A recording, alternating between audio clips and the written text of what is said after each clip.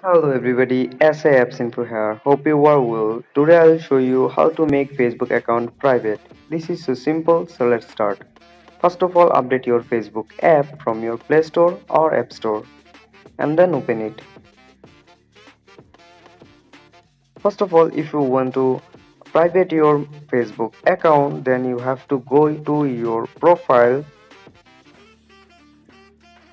So wait a minute.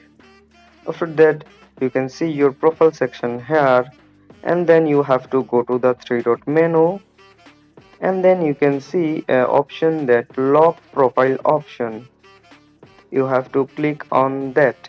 So click to the lock profile option and here you can see lock your profile button. So click on that. You locked your profile. That means only your friends can see your photos, posts and stories on your profile. So that's the method that you can private your Facebook account from public.